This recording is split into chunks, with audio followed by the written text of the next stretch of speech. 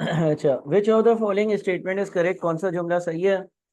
Future value of 300,000 invested at 10% per annum for 3 years is 395,300। तो future value calculate करने के लिए S is equal to P 1 + i power n वाला formula लगता है। ये 399,300 बन रहा है, ये नहीं हो सकता। फिर वापस से 400,000 मल्टीप्लाइड बाई 1 + 9% पावर 4 आएगा। फिर उसके बाद 200,000 मल्टीप्लाइड बाई 1 + 8% पावर 3 आएगा। 200,000 मल्टीप्लाइड बाई 1 + 8% पावर 3। और उसके बाद फिर आपके पास 100,000 मल्टीप्लाइड बाई 1 + 7% पावर 2। अच्छा देखिए, मैंने यहाँ पर कंपाउंड इंटरेस्ट के हिसाब से सबकी फ्यूचर वैल्यूज कैलकुलेट करी। ठीक है, अगर हम कंपाउंड इंटरेस्ट के हिसाब से सबकी फ्यूचर वैल्यूज कैलकुलेट करते हैं तो हमारे पास क्या आंसर आ रहा है किसी भी चीज़ का? अच्छा, ये पावर 3 है, सही है। 259,942 यानी कि हमारा आंसर सी होगा। 51 की अगर हम फ्यूचर वैल्यू निकालते हैं तो हमारा आंसर जो है वही बन रहा है जो दिया हुआ। What is the difference between simple and compound interest for 3 years on a sum of 8,000 at 10% per annum? अगर मैं 8,000 रुपये 3 साल के लिए 10% पर इन्वेस्ट करता हूँ कंपाउंड इंटरेस्ट पर, तो इंटरेस्ट का फॉर्मूला होता है पी, फिर ब्रैकेट में 1 + i पावर n - 1। ठीक है, ये हम कंपाउंड इंटरेस्ट का फॉर्मूला अप्लाई करते हैं। और कंपाउंड इंटरेस्ट का फॉर्मूला अप्लाई करते हुए मेरा जो आंसर आ रहा है वो आ रहा है 2648। सिंपल इंटरेस्ट किस तरह से आएगा? सिंपल इंटरेस्ट के केस में आपके पास P into R into T। तो इस हिसाब से अगर हम कैलकुलेशंस करेंगे तो ये हमारे पास 2400 आएगा। इन दोनों में डिफरेंस कितना आ रहा है? 248 का। What is the difference between simple interest? I is equal to PRT apply किया।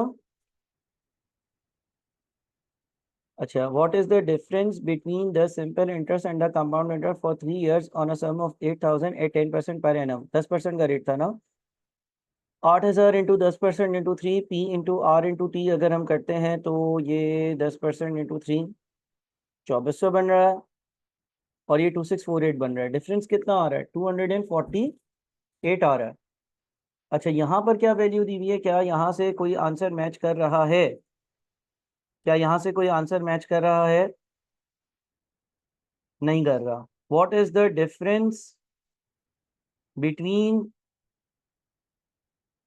सिंपल इंटरेस्ट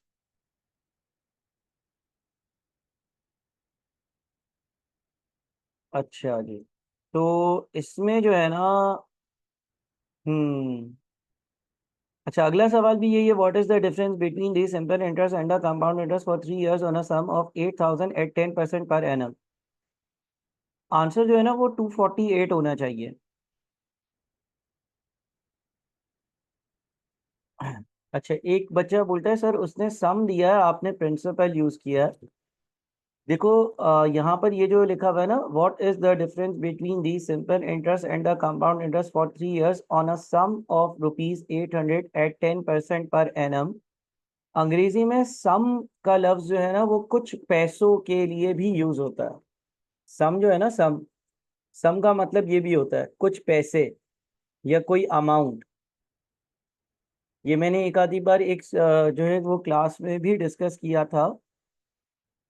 जिस तरह से शुरू के सवालों में कभी कभी आपने पढ़ा होगा कि वो लिखता है certain sum is invested for X years या certain amount is invested for X years. तो उसका मतलब क्या होता है? उसका मतलब ये होता है कि कुछ पैसों की बात हो रही है। सर सिंपल इंटरेस्ट का फ्यूचर वाला फॉर्मूला नहीं लगेगा।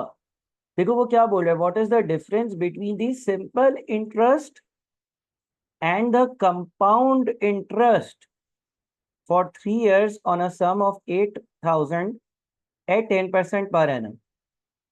वो आपको ये नहीं बोल रहा कि फ्यूचर वैल्यूज के बीच में क्या डिफरेंस होगा, वो आपको बोल रहा है सम के बीच में क्या डिफरेंस होगा।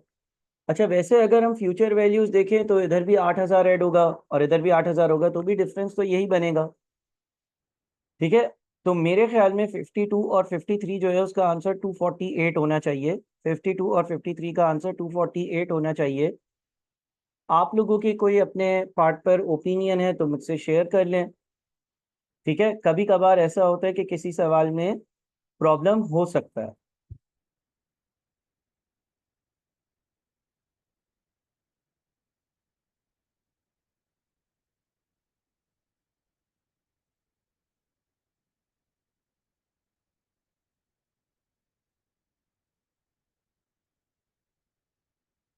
ठीक है जी, चलें आगे बढ़ते हैं। 52 और 53, 248 होना चाहिए आंसर।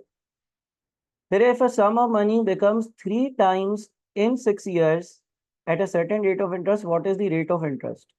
यानी कि आपने कुछ पैसे इन्वेस्ट करे और वो कुछ टाइम में 3 टाइम्स हो जाते हैं, 3x हो जाते हैं।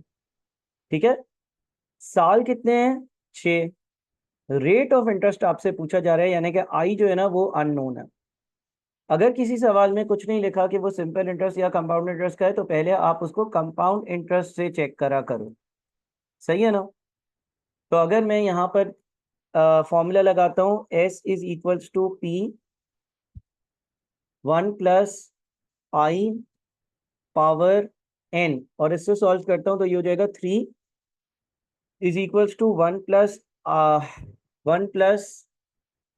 i की पावर 6। 6 अगर सीधे हाथ पर जाएगा तो 3 की पावर 1/6 हो जाएगा। 3 की पावर हम कर लेते हैं 1/6। 3 की पावर 1/6 होता है 1.2009। उससे 1 माइनस होगा और 0.2009 को 100 से मल्टीप्लाई करेंगे परसेंटेज में कन्वर्ट करने के लिए, तो आई जो है वो तकरीबन 20% आ रहा है। ठीक है जी।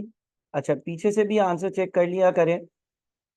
हमारे पास जो आंसर आ रहा है वो 20% आ रहा है, लेकिन इसमें अगर आप की में आंसर देखेंगे तो वो 18% होगा। बहरहाल इसका सही आंसर 20% होना चाहिए।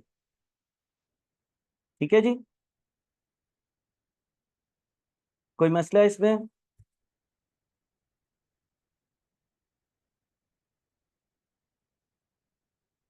अच्छा, a sum of money becomes 5 times in 20 years at a certain rate of interest, what is the rate of interest? अच्छा, ये भी चेक कर लेते हैं कि क्या इसमें इसने सिंपल इंटरेस्ट तो यूज नहीं किया। तो s is equals to p 1 + r t। r क्या है? r है रेट ऑफ इंटरेस्ट जो कि 12% है, और t क्या है? t है आपके पास नंबर ऑफ ईयर्स। ठीक है, तो अगर हम इसको इस तरह से सॉल्व करके देख लेते हैं, 0.12 इंटू 6 + 1 और S is equals to P1 + RT, तो ये तो कैंसिल ही हो जाएगा ना।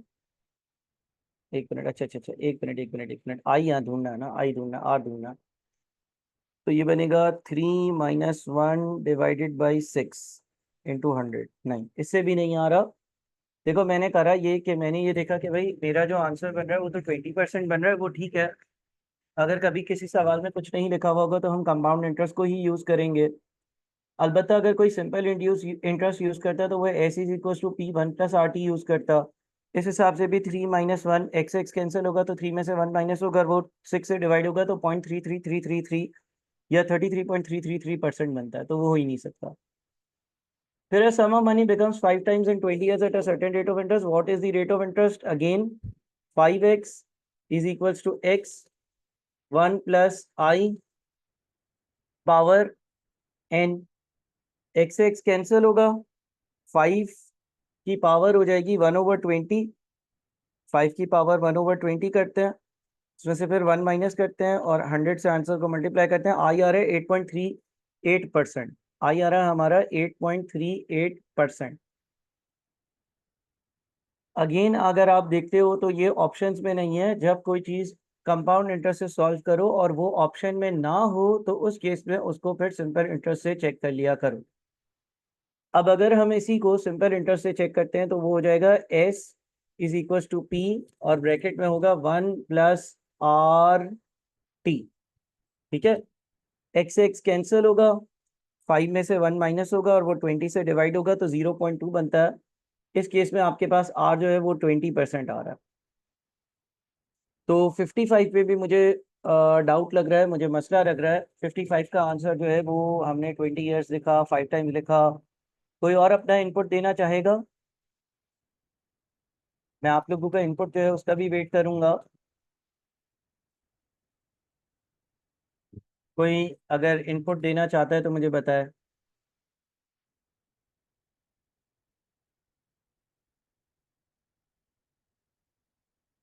देखो, जब राउंड ऑफ करना होता है ना तो उसको मेंशन करना चाहिए कि भाई आप इसको राउंड ऑफ करें।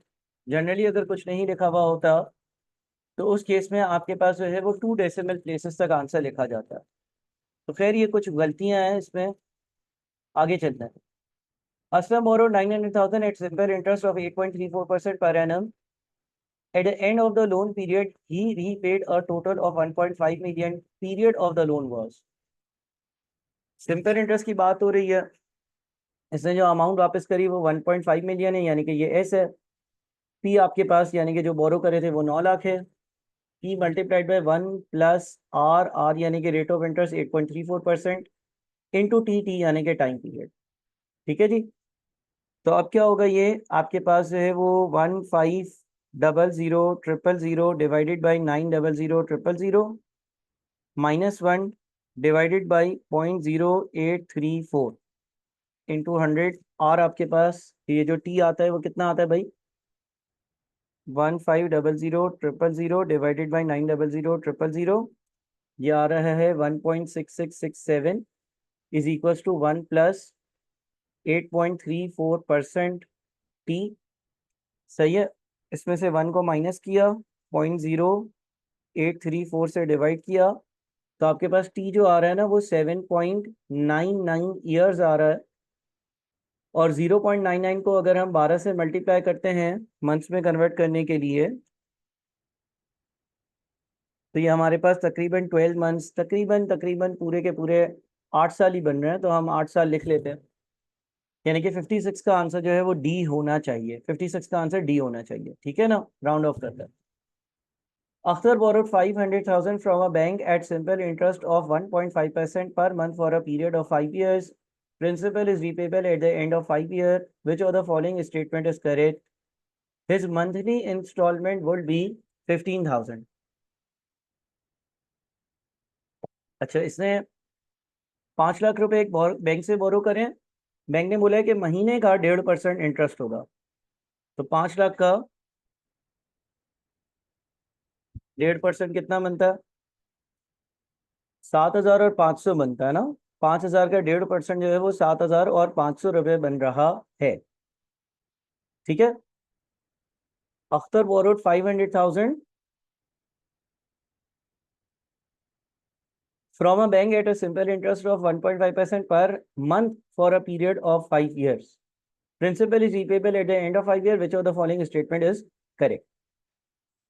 His monthly installment will be 15,000 rupees. He would pay 75,000 per annum in interest.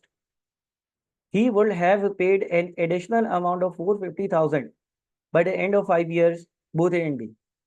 देखो, हर साल 7,500 का अगर ये इंटरेस्ट देगा, साल में होंगे 12 महीने और टोटल 5 सालों की बात होगी, तो 5 सालों में टोटल 5 सालों में आपके पास है वो 4.5 लाख रुपए आप इंटरेस्ट दे रहे होंगे। ऐसा ही है ना। 5 सालों में टोटल 4.5 लाख रुपए आप इंटरेस्ट दे रहे होगे। 5 लाख इंटू 1.5% एक महीने का इंटरेस्ट बना, और फिर उसके 5 साल के इंटरेस्ट निकालने के लिए आपने 12 से मल्टीप्लाई किया, 1 साल का आया, और फिर 5 से मल्टीप्लाई किया तो 5 साल का टोटल इंटरेस्ट आ गया और वो 4.5 लाख बन रहा है। तो जो सी स्टेटमेंट है वो सही है ना। He would have paid an additional amount of ₹450,000 by the end of 5 years। जब 5 साल खत्म होंगे तब तक वो इतना इजाफी इंटरेस्ट पे कर चुका होगा। फिर अगला सवाल है, certain sum of money at simple interest amounts to 1012 in 2 years and to 1067.2 in 4 years। The rate of interest per annum is, अच्छा यूं कह लें आप, लास्ट वाला रिविव सर, अच्छा रिविव सर क्या भाई बेटा, उसने नोमान जो पैसे लिए हैं वो 5 लाख रुपए लिए हैं, 1 महीने का 1.5% इंटरेस्ट देता है, तो 1 महीने का जो वो टोटल इंटरेस्ट देता है वो 7,500 बनता है। साल में 12 महीने होते हैं और हर महीने वो 7,500 का इंटरेस्ट देगा, तो 5 साल का इंटरेस्ट यहाँ पर मैंने कैलकुलेट किया। ऊपर मैंने क्या किया, 5 लाख मल्टीप्लाइड बाई 1.5% किया, एक महीने का इंटरेस्ट आया। 1 महीने का जब आपके पास इंटरेस्ट आ गया तो उसको आपने 12 × 5 से मल्टीप्लाई किया, ताकि आपके पास पूरे 5 सालों का इंटरेस्ट आ जाए जो आपने पे किया होगा, और ये आपने अपने लोन वाले अमाउंट से ज़्यादा जो अमाउंट पे किया होगा वो। A certain sum of money at simple interest amounts to 1012 in 2 years। देखो ईयर नंबर 0 पर कोई ईयर 1 0 डालते हैं, ईयर 1 डालते हैं, ईयर 2 डालते हैं, ईयर 3 डालते हैं, ईयर 4 डालते हैं। कुछ पैसे आपने किसी से बोरो करे या किसी को दिए, सिंपल इंटरेस्ट पर दिए, 2 साल बाद वो 1012 हो गए और 4 साल बाद वो 1067.2 हो गए। इसका मतलब क्या हुआ, इसका मतलब ये हो गया कि 1012 और 1067.2, 1012 और 1067.2, इन 2 सालों के बीच में ये अमाउंट जो है वो कितने से इंक्रीज हुई है। इंक्रीज इन 2 इयर्स क्या है, इंक्रीज इन 2 इयर्स जो है ना वो इन दोनों का डिफरेंस है। एनुअल इंक्रीज क्या है, एनुअल इंक्रीज जो है ना वो 27.6 है। जो दो अमाउंट दी हुई थी, ईयर 2 वाली अमाउंट ईयर 4 पर इंक्रीज हो गई, 1012 वाली अमाउंट 1067.2 हो गई, इंक्रीज हुई। और ये अमाउंट 2 सालों में इंक्रीज हुई, तो 2 सालों में इंक्रीज हुई तो मैंने ये देख लिया कि एक साल या पर एनम या पर ईयर कितना इंक्रीज आ रहा है। ठीक है, अब पर ईयर इनका जो इंक्रीज आ रहा है वो 27.6 का आ रहा है। अब सिंपल इंटरेस्ट में अमाउंट इंक्रीज इंटरेस्ट की वजह से ही होती है, यानी कि अगर ये 1012 है, अगले साल की अमाउंट क्या होती है 1012 प्लस 27.6, उससे अगले साल की क्या होती है 1039.6 प्लस 27.6। अच्छा अगर पिछले सालों में जाता तो 1012 माइनस 27.6, उससे पिछले साल जाता तो 984 माइनस 27.6।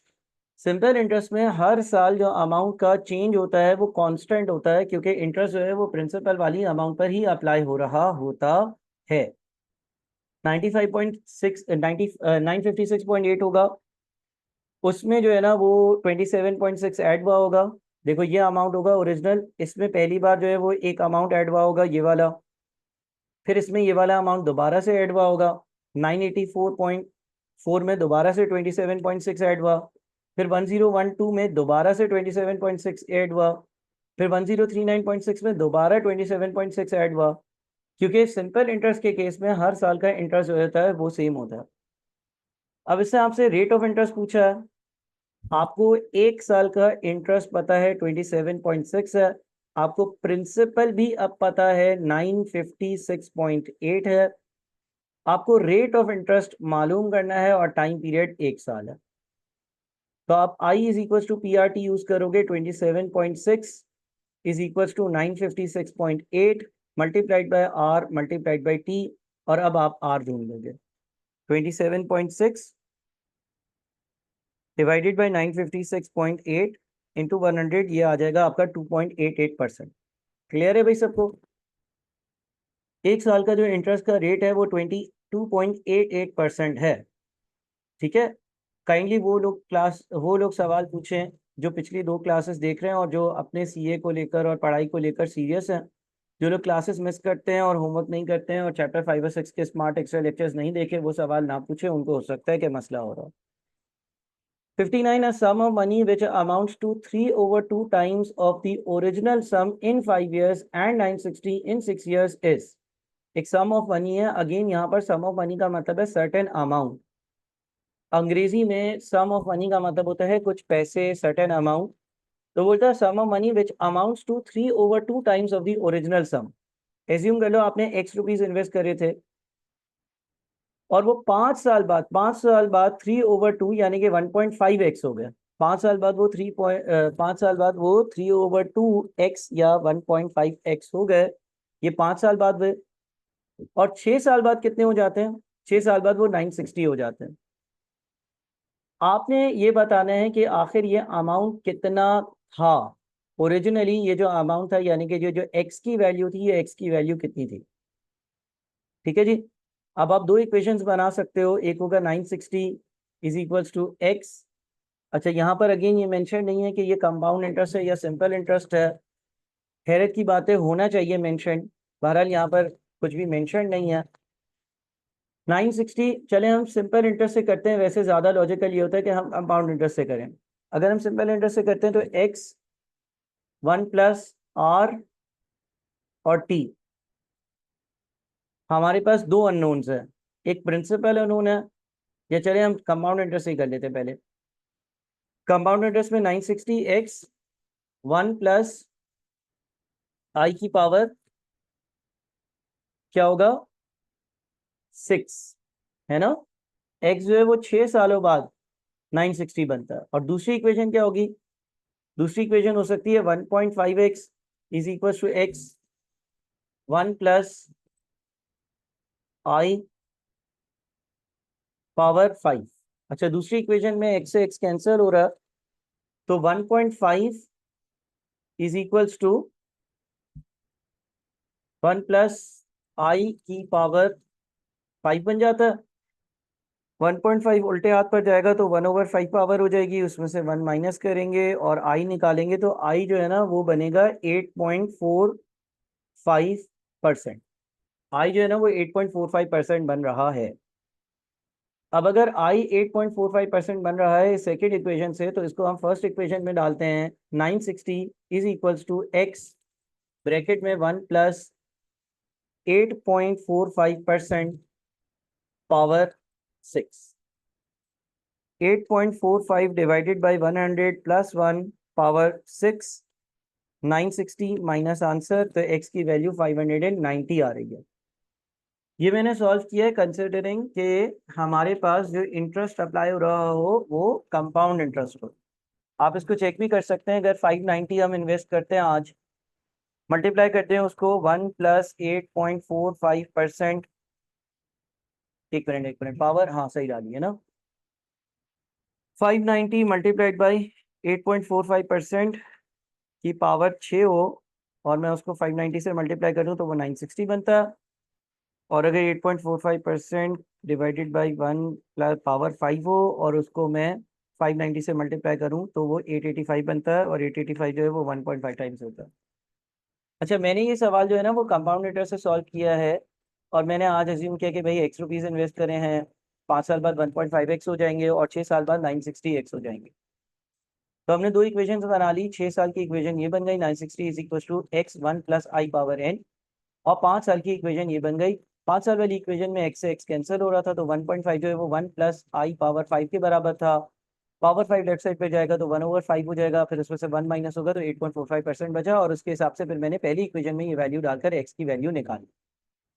अगर यही चीज़ हम लोग सिंपल इंटरेस्ट से करते, अगर यही चीज़ मैं करता लेकिन सिंपल इंटरेस्ट से करता, तो मैं लिखता 960 is equals to x 1 + r t। एक इक्वेशन हो जाती। दूसरी equation 1.5x is equals to x 1 + r t। दूसरी इक्वेशन हो जाती। दूसरी इक्वेशन में अगेन x से x कैंसिल होता, तो 1.5 इज इक्वल्स टू 1 + 5r। ठीक है ना। 1.5 में से 1 माइनस कर देते हैं और 5 से डिवाइड कर देते हैं, तो इस केस में r जो है वो आपका 10% आता। जब आपका r 10% आ जाता है तो फिर आप 960 is equals to x 1 + r into T वापस से अप्लाई करते। 0.1 इंटू 6 + 1 1.6 होता है, और 960 डिवाइडेड बाई आंसर x जो है वो 600 आता है। तो इस सवाल को जब हम सिंपल इंटरेस्ट से कर रहे हैं ना, तो 600 आंसर आ रहा है, और 600 हमारे पास ऑप्शंस में मौजूद है। लिहाजा इस सवाल का आंसर डी होगा। बहुत अच्छा सवाल था ये। ठीक है। पहले आप सवाल को कंपाउंड इंटरेस्ट से करते हो, अगर उसका आंसर नहीं निकलता तो फिर उसको सिंपल इंटरेस्ट से करते हो, और डी हमारा आंसर आ रहा है। सो 59 का आपका आंसर जो है वो डी है। 60 पर चलते हैं। 60 में लिखा हुआ है if A lends 3500 to B at 10% per annum and B lends the same sum to C at 11.5% per annum, then the gain of B in rupees in a period of 3 years is। A ने B को पैसे दिए, A ने B को पैसे दिए, rate क्या था 10% पर एनम का, 3 सालों के लिए दिए। तो 3 साल बाद A ने B ने 3500 रुपए लिए 3 साल बाद। 3 साल बाद क्या होगा, 3 साल बाद आपके पास जो ये अमाउंट होगा जब B वापस करने जाएगा तो 1+I पावर N। ठीक है, ए ने बी को पैसे दिए, बी ने लोन लिया 3500 का, 3 साल बाद जब वापस करेगा तो 4658.5 होगा। बी ने वो पैसे सी को दे दिए, बी ने जब वो पैसे सी को दिए, बी ने जब वो पैसे सी को दिए तो वही 3500 रुपए दिए, लेकिन इस बार वो 3500 रुपए किस रेट पर दिए, 11.15% के पे, 11.5% पर। तो 1+11.5% की पावर 3 इस रेट पर दिए। सो बी जो है उसने जब सी को पैसे दिए और 3 साल बाद सी वापस करेगा तो इतने करेगा, तो बी कितने कमा लेगा, इन दोनों का डिफरेंस ये आएंगे इसके पास, जिसमें से ये चले जाएंगे, 193.1856 बनता है। अगेन देखो मैं ये बात ऐड करूंगा कि अगर आप कोई सवाल सबसे पहले तो कंपाउंड इंटरेस्ट से करोगे, अगर वो कंपाउंड इंटरेस्ट से आपको आंसर नहीं देगा फिर आप उसको सिंपल इंटरेस्ट से सॉल्व कर कर देखोगे कि ऑप्शन मैच हो रहा है या नहीं। तो अगेन ए ने बी को पैसे दिए, 3500 रुपए थे, अगर वो सिंपल इंटरेस्ट पे दिए होते तो 1+RT से हम इसको मल्टीप्लाई करते। 1+RT से अगर हम इसको मल्टीप्लाई करते हैं तो ये हमारे पास 4550 बनता है। बी ने वो पैसे आगे जो है वो सी को दे दिए, सेम 3500 रुपए थे, 3500 मल्टीप्लाइड बाई 1+11.5% इंटू 3। ठीक है, और इसको जब हम कैलकुलेट करते हैं तो ये बन जाता है 4707.5। इन दोनों का जो डिफरेंस आ रहा है वो कितना आ रहा है, 157.5 आ रहा है। तो हम देखते हैं कि 157.5 आंसर में है, बिल्कुल हमारे पास 60 का आंसर ए आ रहा है और वही सही आंसर। ठीक है जी। अच्छा, उसके बाद फिर 61 में लिखा हुआ है sum of ₹725 is lent in the beginning of a year। A sum of 725 is lent in the beginning of a year at a certain rate of interest. After 8 months, a sum of 362.50 more is lent, but at the rate twice the former. At the end of the year, 33.50 is earned as interest from both the loans. What was the original rate of interest? ठीक है, एक सम है 725 का, वो किसी एक interest rate पर, अब इंटरेस्ट रेट एज्यूम कर लो कि x% था, तो एक सम यानी कि कुछ पैसे जो कि 725 है वो लेंड करे, और आफ्टर 8 मंथ्स, अच्छा ये कितने टाइम के लिए था, ये कितने टाइम के लिए था, ये 1 साल के लिए था। After 8 months a sum of 362.5 more is lent. अच्छा, एक और सम लेंड किया 362.5 वाला,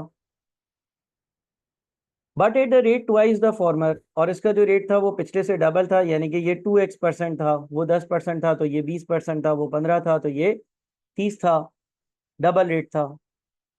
ठीक है, at the end of the year 33.50 is earned as interest from both the loans. दोनों लोन से जो इंटरेस्ट मिला है, अच्छा ये इसका टाइम पीरियड कितना होगा, इसका टाइम पीरियड 4/12 होगा, क्योंकि पहले साल के 8 महीने तो गुजर चुके हैं और 4 महीने बाकी हैं। What was the original rate of interest, अब देखो अगर हम इसको सिंपल इंटरेस्ट से करते हैं, देख लेते हैं सिंपल इंटरेस्ट से क्या होता है। तो P into R into T plus P into R into T, और ये टोटल आना चाहिए 33.50। ठीक है जी, क्या बनता है भाई? आपके पास जो है वो ये बनेगा 4/12 into 2 divided by 100 into 362 point, या चलो पहले 725। परसेंटेज के सिंबल का मतलब 1/100 होता है, तो ये आएगा 7.25x। उसके बाद यहाँ पर होगा आपके पास 362.5 इंटू 2/100 इंटू 4/12, ये बनेगा 2.41667 x इज इक्वल टू 33.50। ठीक है, 2.41667 प्लस 7.25, 33.50 को हम इससे डिवाइड करते हैं तो ये 3.46 आ रहा है। एक्स की जो वैल्यू आ रही है ना वो तकरीबन 3.47% आ रही है, आप कह लो। ये मैंने इसको जो है वो सिंपल इंटरेस्ट से किया है, सिंपल इंटरेस्ट से आपके पास 3.47% आ रहा है। मैं इसके जरा बैक साइड पर आंसर देखता हूँ। बैक साइड पर इसका आंसर 61 का डी आ रहा है, नन ऑफ दीज। ठीक है, तो नन ऑफ दीज। अच्छा, एक सेकेंड यार, मुझे देना है एक सेकेंड।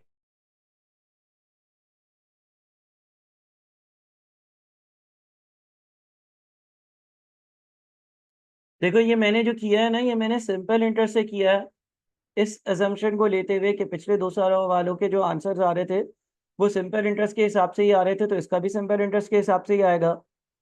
अलबत्ता पेपर में सबसे पहले क्या करोगे, पेपर में कोई भी सवाल होगा, पेपर में अगर कोई भी सवाल होगा तो आप उस सवाल को कंपाउंड इंटरेस्ट से सॉल्व करोगे। पेपर में अगर कोई भी सवाल होगा तो उसको कंपाउंड इंटरेस्ट से सॉल्व करोगे। जब वो कंपाउंड इंटरेस्ट से सॉल्व नहीं होगा तो फिर उसको आप सिंपल इंटरेस्ट के जरिए सॉल्व कर कर चेक करोगे। ठीक है, y4/12, देखो एक साल पूरा जो है उसमें से 8 महीने गुजर चुके हैं। अगर हम ये देखते हैं कि हमने जो 362.50 लैंड किया वो कब करा, तो उसने लिखा हुआ है आफ्टर 8 मंथ्स, 8 महीनों के बाद, है ना। और एंड में आपके पास अगर पूरा सवाल पढ़ो, sum of 725 is lent at the beginning of a year at a certain rate of interest, after 8 months sum of 362.50 more is lent but at the rate wise the format. तो हमने time frame इस तरह से 4/12 दे लिया। ठीक है, 62 पर आते हैं। Mister Abrar invested two sums of money on simple interest. The first was, अब अच्छा है कि इसने यहाँ पर सिंपल इंटरेस्ट लिख दिया। Mister Abrar invested two sums of money on simple interest. The first was 22,000 invested at 8% per annum. पहला जो अमाउंट था वो 22,000 रुपए का था और इन्वेस्ट किया था 8% पर एनम पर। And the second 19,600 at 10% per annum. The two sums were allowed to grow till both the amounts amount to the same figure. दोनों तब तक इन्वेस्टेड रखे जब दोनों एक दूसरे के बराबर नहीं हो जाते, यानी कि दोनों की फ्यूचर वैल्यूज एक दूसरे के बराबर नहीं हो जाती। इन how many years did this happen and what was the final amount. देखो दोनों अमाउंट्स जो है ना उनके सम्स को या फ्यूचर वैल्यूज को इक्वेट करना। पहला जो होगा वो होगा 22,000 मल्टीप्लाइड बाई 1 + RT। ठीक है, is equals to 19,600 multiplied by 1 + RT। सवाल ये कह रहा है कि मैंने ये दो अमाउंट्स की बात कर रहा है, एक अमाउंट की बात नहीं कर रहा। उसने दो अमाउंट्स अलग अलग जगह इन्वेस्ट करे, एक जगह पर 22,000 8% के हिसाब से और दूसरी जगह पर 19,600 10% के हिसाब से। और इसको तब तक रहने दिया जब तक ये दोनों आपस में बराबर नहीं हो जाते, तो दोनों की फ्यूचर वैल्यूज इक्वल नहीं हो जाती, तब तक इसने रखा। अब इसको अगर हम सॉल्व करने जाते तो हम ऐसा करते हैं कि 19,600 को उल्टे हाथ पर लाते हैं। 22,000 डिवाइडेड बाई 19,600, ये 1.1224 यहाँ पर आ जाएगा। और दूसरी तरफ क्या होगा, 1 + 0.1t। अच्छा, बल्कि एक काम करते हैं, 19,600 को उल्टे हाथ पे ले आए, मल्टीप्लाइड बाई ये आपके पास है 1 + 0.08t। ठीक है, इज इक्वल्स टू, इधर अब होगा 1 + 0.1t। सही है।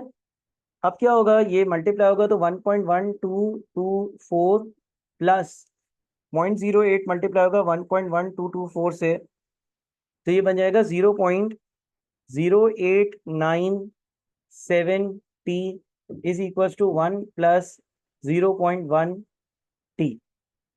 उसके बाद जो है वो 0.0897 t सीधे हाथ पर आ जाए इधर, तो 0.1 में से 0.0897 माइनस होगा, और यहाँ पर अगर राइट साइड वाला 1 उल्टे हाथ पर आ जाए तो ये 0.1224 इज इक्वल्स टू 0.0103 t हो जाएगा। और t कितना आएगा भाई? 0.1224 डिवाइडेड बाय आंसर, ये आ जाता है तकरीबन 11.88 ईयर्स। 11.88 आ रहा है तकरीबन। अच्छा, मैं राउंडिंग ऑफ अगर नहीं करता तो क्या होता है, मैं ज़रा डायरेक्ट कैलकुलेटर पे करता हूँ। 22,000 डिवाइडेड बाय 19,600, फिर मैं करता, अल्लाह भला करे इसको सही राउंड ऑफ अगर ना करूँ ना, तो मेरे ख्याल में ये एग्जैक्ट आ रहा होगा। अगर मैं ये 224 को 4898 भी लिख देता हूँ जो इसकी एक्चुअल वैल्यू है, तो ये हो जाएगा 4898। ठीक है जी। और ये आपके पास क्या आएगा भाई? 0.08 मल्टीप्लाइड बाय आंसर 0.08979 अच्छा, उसके बाद फिर ये बन जाएगा 12244,898, और ये बन जाएगा आपका 0.1 माइनस 0.08979, यानी कि 0.01021। फिर हम करते हैं 0.12244,898 डिवाइडेड बाई 11.99, तकरीबन 12 बन रहा है। तकरीबन 12 साल में दोनों अमाउंट जो है वो एक दूसरे के बराबर हो जाएंगी। एक तो इसने ये पूछा था और दूसरा इसने पूछा था ये अमाउंट्स हो कितनी जाएंगी। तो चाहे आप पहली वाली अमाउंट में 22,000 में डाल दो, 22,000 इंटू 1 प्लस 8% इंटू 12, या दूसरे में डाल दो, ये कितना बनता है? सॉरी 18 नहीं है, 8% है। ये आपका आ जाता है 0.08 into 12 plus 1 multiplied by 0.08 into 12 plus 1 multiplied by 22,000, 43120, 43120, 43120। ठीक है जी। 67 पर चलते हैं। 67, sorry 63। Mr. Azhar opened two accounts to grow up by simple interest. The first account with a principal of 25,000 grew at 8% annually, and the second account with a principal of 44,000 grew at 10% till such time that the second amount became double of the first amount. In how many ways this happened? अच्छा, अब जो second amount है वो पहले amount की double है, यानी कि दोनों इक्वल नहीं है। तो फर्स्ट अमाउंट वाली जो सम है ना, सम ऑफ फर्स्ट अमाउंट, उसको हम मल्टीप्लाई करेंगे 2 से, तो इक्वल होगा ये सम ऑफ सेकेंड अमाउंट के। ठीक है। सम ऑफ फर्स्ट अमाउंट कैसे आएगा? Mister Azhar open two accounts to grow up by simple interest.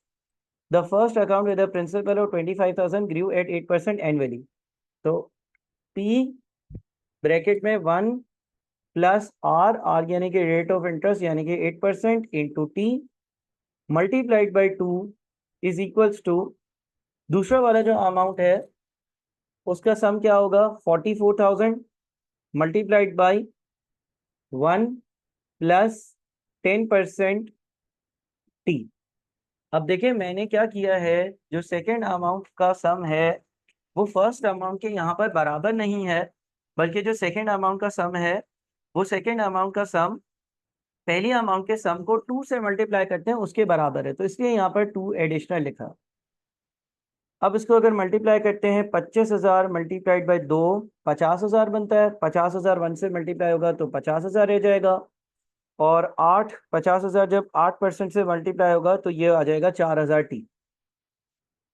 Equals to के राइट साइड पर 44,000 प्लस 44,000 का 10% यानी कि 4400 टी। अब क्या होगा? अब आपके पास जो है वो 4400 में से 4,000 माइनस होगा तो 400 रह जाएगा, और यहाँ पर 6,000 रह जाएगा ना। 6,000 इज इक्वल टू 4,000 टी, और टी कितना बन जाएगा? 1.5। ऐसा है क्या, या कोई गलती करी है मैंने? एक मिनट, 50,000 माइनस 44,000, 6,000 बन गया। ओके, ये 400 है, 400 है। 6,000 डिवाइडेड बाय 400 यानी कि 15T। ठीक है जी। तो 63 का आंसर जो है वो सी होना चाहिए। 63 का आंसर सी होना चाहिए। ठीक है जी। 64, Mr. Ali owes 200,000 due in 3 months and 400,000 due in 7 months. He and his creditor agreed to settle the debt by 2 equal payments, one in 5 months and the other in 11 months from now. If money is worth 6% and the comparison date is 5 months from now, find the size of each payment. ठीक है, बिल्कुल ये हमने spot से करा हुआ है, हमने 2 दिन पहले ये डिस्कस भी किया था। ठीक है, और ये सवाल स्पॉट से भी हो सकता है या पहले लोन की अमाउंट ढूंढकर भी हो सकता है। लोन की अमाउंट किसके बराबर होती है? लोन की amount present value of repayments के बराबर होती है। अगर लोन की amount present value of repayments के बराबर होती है, अगर लोन की अमाउंट जो है वो प्रेजेंट वैल्यू ऑफ रीपेमेंट्स के बराबर होती है, तो हम अगर लोन की अमाउंट ढूंढना चाहें, अगर हम लोन की अमाउंट ढूंढना चाहें तो वो कैसे आएगी? 200,000 डिवाइडेड बाई 1 प्लस, अच्छा यहाँ पर 6% का रेट दिया हुआ है। अगेन सिंपल इंटरेस्ट है या कंपाउंड इंटरेस्ट है ये नहीं बताया हुआ। अगर हम इसको जो है वो कंपाउंड इंटरेस्ट से करते हैं तो 200,000 डिवाइडेड बाई 1 प्लस 6%, 1 प्लस आई की पावर n। अब n में क्या आएगा? 3/12 यानी कि 0.25 plus 4 lakh divided by 1 plus 6% और पावर में है 7 मंथ्स। तो 7 मंथ्स का मतलब हो गया 7/12 यानी कि 0.583, 0.5833। तो आपकी जो लोन की अमाउंट होगी, अगर मैं एज्यूम करूं कि ये कंपाउंड इंटरेस्ट वाला केस है, सिंपल इंटरेस्ट वाला केस नहीं है, मैं सवाल में थोड़ा सा टाइम लगाऊंगा, ज्यादा चीजें बताऊंगा। 1.06 की power 0.25, 2 lakh divided by answer plus, अच्छा ये बन गया आपके पास 197,108 प्लस दूसरी साइड पर आपके पास 1.06 की power 0.5833, 4 lakh divided by answer ये आता है 386,633, 386,633। लोन की अमाउंट क्या बनेगी भाई? 197,108 प्लस 386,633 यानी कि 583,741, 583,741। ठीक है, ये मैंने बेस्ड ऑन कंपाउंड इंटरेस्ट आपके सामने सॉल्व किया है, सिंपल इंटरेस्ट के हिसाब से नहीं किया। अब उससे बोला है कि यही लोन जो है वो सेटल होगा, लेकिन अब 5 और 11 महीनों में पेमेंट होगी, 5 और 11 महीनों में पेमेंट होगी। तो अब वही लोन की अमाउंट प्रेजेंट वैल्यू रीपेमेंट्स के बराबर होती है। तो अब लोन हमें पता है 583,741 is equals to X divided by 1 plus 6% power 5/12। अच्छा 5/12 कितना होता है? 0.416 होता है in terms of number of years. और दूसरी जगह पर x divided by 1 plus 6% power 11 months का क्या मतलब है भाई? ये तो 12 मंथ्स का, 5 मंथ्स का हो गया। 11 डिवाइडेड बाई 12 अगर करते हैं तो 0.916 आता है, 0.9166 आता है। अच्छा जी, अब 1.06 की पावर 0.1 डिवाइडेड बाई 1.06 पावर 0.41667, ये बन रहा होगा 583,741 इज इक्वल्स टू 0.976x। और ये दूसरा वाला क्या बन रहा है भाई? 1.06 पावर 0.9166, 1 डिवाइडेड बाय आंसर ये बनेगा 0.947x। इसको सॉल्व करते हैं। 0.976 प्लस 0.947, 583,741 डिवाइडेड बाय आंसर 303,557, 303,557। ठीक है, पहले देख लेते हैं कि इसका आंसर क्या है। इसका आंसर बिल्कुल ए है, यानी कि कंपाउंड इंटरेस्ट से ही सॉल्व है। ठीक है, अब इस सवाल को जरा दोबारा से समझते हैं। देखो, सबसे पहले तो हमें ये पता है कि लोन की अमाउंट प्रेजेंट वैल्यू और रीपेमेंट्स के बराबर होती है। ये कॉन्सेप्चुअल लेक्चर्स में मैंने समझाया था। सबसे पहले उसने बोला कि मिस्टर अली ने जो लोन लिया है वो 2 लाख रुपए 3 महीनों में और 4 लाख रुपए 7 महीनों में वापस करा जाएगा। तो मैंने लोन की अमाउंट ढूंढ ली। लोन की अमाउंट प्रेजेंट वैल्यू रीपेमेंट्स के बराबर होती है डिस्काउंटिंग का फॉर्मूला लगाकर, और मैंने प्रेजेंट वैल्यू ढूंढ ली और प्रेजेंट वैल्यू आपकी 583,741 आ रही है। इसके बाद इससे बोला कि अब हमने टर्म्स को रिवाइज कर दिया है। मैंने एक चीज आप लोगों को 2 क्लासेस पहले सिखाई भी थी, रीस्ट्रक्चरिंग ऑफ लोन। अब उसने ये बोला कि ऐसे पेमेंट नहीं होगी, बल्कि हम 5 और 11 महीनों में पेमेंट्स करेंगे। तो होगा ये कि लोन की अमाउंट प्रेजेंट वैल्यू रीपेमेंट्स के बराबर होती है, वही फॉर्मूला लगाया। अलबत्ता इस बार मैंने प्रेजेंट वैल्यू के लिए आपके पास एज्यूम करा कि 5वें महीने पर आप एक्स और 11वें महीने पर भी आप एक्स रुपीज वापस कर रहे हो। उनकी प्रेजेंट वैल्यूज लोन के बराबर होगी। लोन की अमाउंट अब हमें पता है 583,741। ठीक है, क्या ये बात समझ में आ रही है? कितने लोगों से ये सवाल हो गया? इस सवाल में कुछ और भी मुझे डिस्कस करना है, वो मैं अभी करता हूँ। मैंने ये जिस तरीके से सवाल सॉल्व किया है उस तरीके से मैंने ये किया है कि सबसे पहले मैंने लोन की अमाउंट ढूंढी है। जो पहली इंफॉर्मेशन थी उस हिसाब से मैंने लोन की अमाउंट ढूंढ ली। लोन की अमाउंट 583,741 आ गई। लोन की अमाउंट 583,741 आ गई। ठीक है,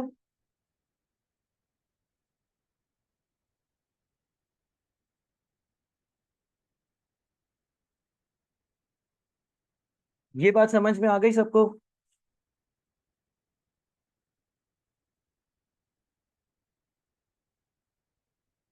ठीक है भाई, ये बात समझ में आ गई सबको?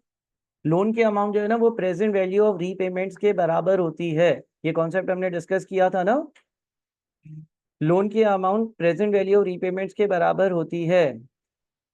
ठीक है, तो ये समझ में आ गया ना सबको कि 583,741 कैसे आया। जो आगे की रीपेमेंट्स है, इस बंदे ने ये बोला था कि तीसरे महीने में 2 लाख रुपए और 7वें महीने में 4 लाख रुपए वापस करूंगा।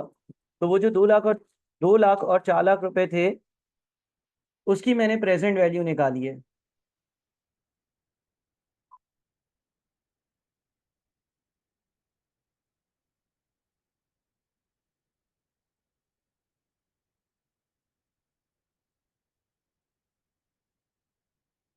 अच्छा जी, ये बात समझ में आ गई। हाँ भाई, देखो जितने लोग पिछली क्लासेस में ऑन कैंपस क्लासेस की बात कर रहा हूँ, नुमान मेरे ख्याल में आपने शायद दोनों या एक क्लास पिछली क्लास छोड़ी होगी, या उससे पिछली क्लास भी छोड़ी होगी। देखो, 0.25 कैसे आया? 0.25 ऐसे आया कि भाई अगर आपके पास 3 मंथ्स हैं, 3 मंथ्स हैं, 3 मंथ्स का क्या मतलब है? नुमान, कल तो तुम नहीं आए हो मेरे ख्याल में। 3 मंथ्स का मतलब होता है 3/12। 7 मंथ्स का क्या मतलब होता है in terms of number of years? अच्छा, शायद, हाँ चलो फिर तुम कोई और नो मानोगे। फिर हमारे पास 7 मंथ्स, वो वाला नोमान का है, वो जो लैपटॉप लेकर आता था, वो नहीं हो तुम क्या? 7/12। समझ में आई बात? 3 मंथ्स का मतलब क्या है? 0.25, और 7 मंथ्स का क्या मतलब है? 0.5833। ठीक है, देखो 3 मंथ्स का क्या मतलब है? 3 मंथ्स का मतलब इन terms of number of years होता है 0.25, यानी कि 3/12। और 7 मंथ्स का क्या मतलब होता है? 7 मंथ्स का मतलब होता है 7/12। 7/12। तो ये जो मैंने फॉर्मूला यहाँ पर यूज किया है ना, ये मैंने डिस्काउंटिंग का फॉर्मूला यूज किया। डिस्काउंटिंग का फॉर्मूला क्या होता है? P is equal to S divided by 1 plus i की power n। P is equal to S divided by 1 plus i की पावर n, ये फॉर्मूला होता है। इस फॉर्मूले के हिसाब से मैंने सबसे पहले लोन की अमाउंट ढूंढी है। लोन की amount present value of repayments के बराबर होती है। पहली वाली रीपेमेंट जो है उसकी भी प्रेजेंट वैल्यू निकाली, दूसरी वाली रीपेमेंट जो है उसकी भी प्रेजेंट वैल्यू निकाली, और टोटल अमाउंट 583,741 आ रहा है। ये अब बात सबको समझ में आ गई? ये कंफर्म कर दें पहले।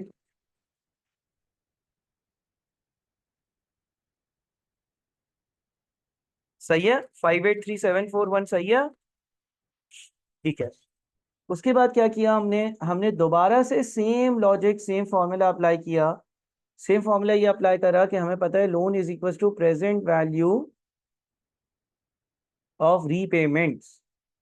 और प्रेजेंट वैल्यू ऑफ रीपेमेंट्स के हिसाब से अब क्या हुआ है, सेम अमाउंट है लोन का, लेकिन उन लोगों ने बोला कि अब हम 3 महीने में 2 लाख और 7 महीने में 4 लाख वापस नहीं, अलबत्ता हम दो इक्वल अमाउंट वापस करेंगे, एक 5 महीने में और एक 11 महीने में।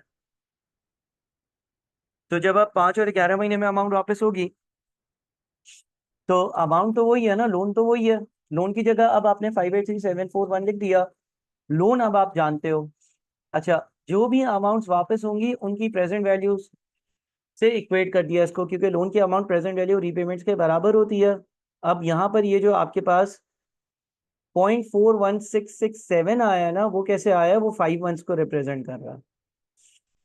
5 मंथ्स कितने ईयर्स होते हैं, 5/12। और 11 मंथ्स कितने ईयर्स होते हैं, 11/12। ठीक है, तो हमने जो है वो वही फॉर्मूला अप्लाई किया और इसको सॉल्व कर कर एक्स की वैल्यू निकाली, तो हमें पता चल गया कि कितनी रीपेमेंट है। क्या आप समझ में आया, आगे समझ करन, बाकी बच्चों को समझ में आया?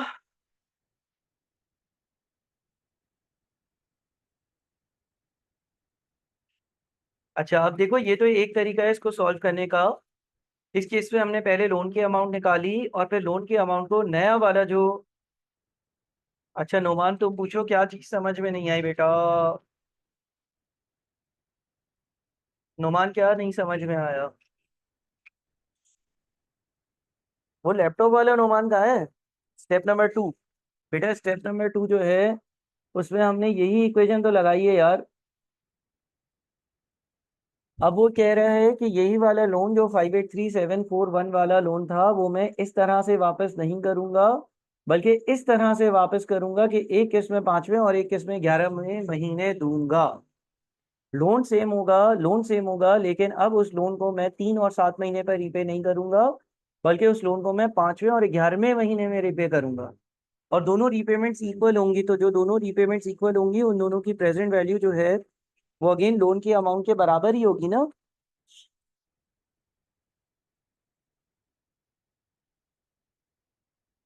लोन की amount present value of repayments के बराबर होती है।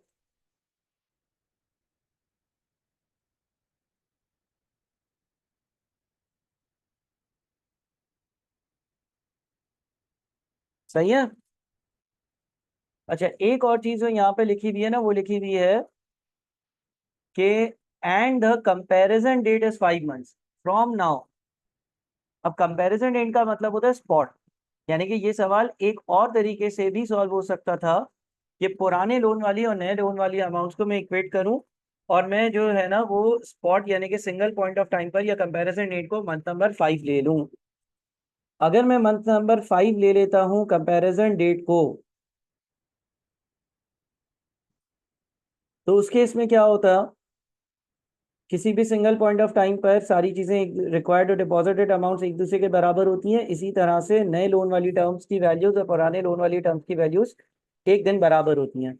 2 लाख या मंथ 3 पर है, इसको आगे लेकर आता है 1+6% पावर 2/12। 2 महीने आगे लेना है, तीसरे से 5वें पे लेकर जाना है। 4 lakh multiplied by 1+6%, sorry multiply नहीं, डिवाइड। डिवाइड क्यों, क्योंकि ये 7वें महीने पर है ना, इसको भी 5वें महीने पे लेकर जाना है। 4 lakh divided by 1+6% power 2/12 is equals to एक एक्स, यह मंथ नंबर 5 पर ही है और दूसरा एक्स जो है ना वो मंथ 11 पर है, तो 1+6% पावर 6/12, 6 महीने पीछे लेकर आऊंगा। इस तरह से सॉल्व करोगे तो भी आंसर सेम आएगा। ठीक है,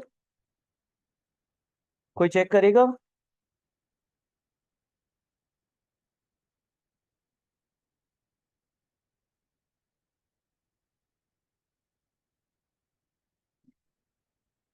ये बन रहा है 201952,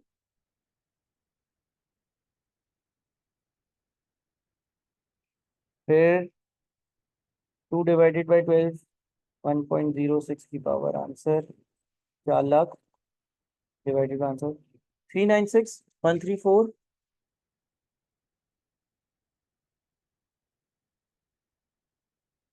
यहाँ पर आ रहा है x, और साथ में जो है वो ये 1/6 / 12, 1.06 की पावर आंसर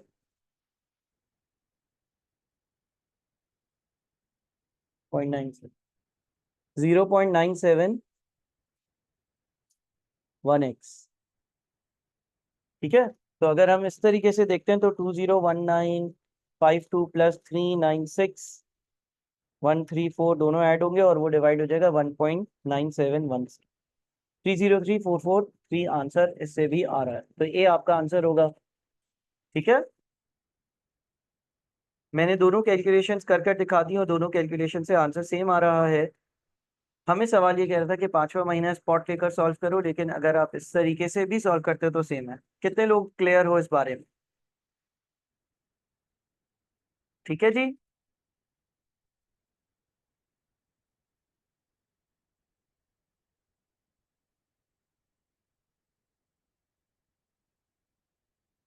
सही है, आगे चलूं? चलो अगला। Mister Imtiaz owes 10,000 due in 2 months, 24,000 due in 6 months, 6,000 due in 8 months. In how many months he should make a single payment of 40,000 to discharge the three debts if interest rate is 6%? जी नोमान, क्या हुआ? नोमान, तुम laptop वाले हो या नहीं, ये बताओ। तुम तो नहीं आए थे यार फ्राइडे को, कहाँ आए थे तुम?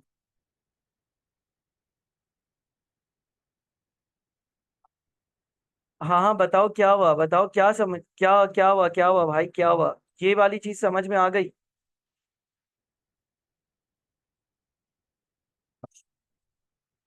क्या ये समझ में आ गया? चलो ये बॉक्स में डालता हूँ। लोन की अमाउंट 583741 है, ये समझ में आया? आ गया। फिर इसमें क्या मसला आ रहा है? ये स्टेप समझ में आ गया?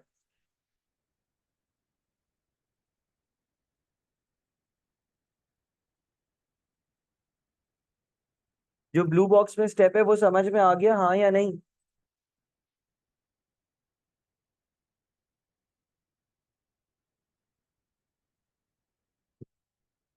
इसने कहा है कि मैं कुछ पैसे, देखो उर्दू तर्जुमा करता हूँ। मिस्टर अली ओज 200,000 due in 3 months and 400,000 due in 7 months। Mister Ali ने 2 लाख रुपए 3 महीनों में और 4 लाख रुपए 7 महीनों में देने थे। ही एंड हिज क्रेडिटर, इसने और जिससे इसने उधार लिया है उसने agree to settle the debts by 2 equal payments. इसने और इसने जिससे उधार लिया था उसने ये फैसला करा कि चलो ये बातें छोड़ देते हैं, ऐसा नहीं करते, बल्कि कैसा करते हैं कि उधार 2 इक्वल पेमेंट्स में वापस कर देना तुम। ठीक है, 1 in 5 months, एक किस्त 5 महीने बाद होगी, and other in 11 months from now, और दूसरी किस्त आज से 11 महीनों बाद होगी। ठीक है, तो देखो दो किस्त है ना, एक x रुपीस की किस्त है आज से 5 महीने बाद, और एक x रुपीस की किस्त है आज से 11 महीने बाद।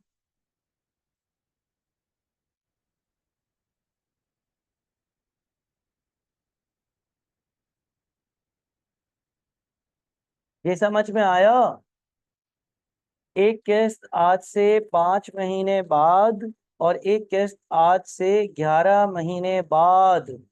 दो किस्तें, दोनों किस्तें एक दूसरे के बराबर। एक किस्त आज से 5 महीने बाद और एक किस्त आज से 11 महीने बाद। तो जो 5 महीने बाद वाली किस्त है उसको मैंने 5 महीनों के लिए डिस्काउंट करा, और जो 11 महीने बाद वाली किस्त है उसको 11 महीनों के लिए डिस्काउंट करा। इसकी भी डिस्काउंटेड वैल्यू लोन के बराबर ही होनी चाहिए।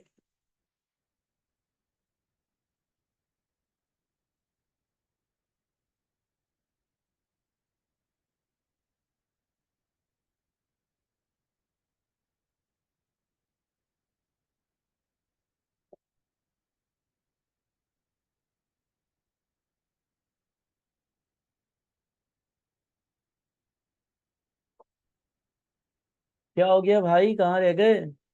क्या क्वेश्चन मार्क डालते रहते हो तुम? बोलो तो क्या मसला है, मैं यही तो पूछ रहा हूँ।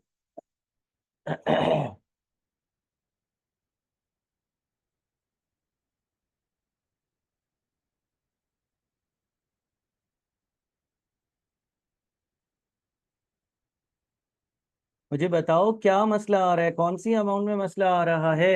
मुझे कोई अमाउंट तो बताओ।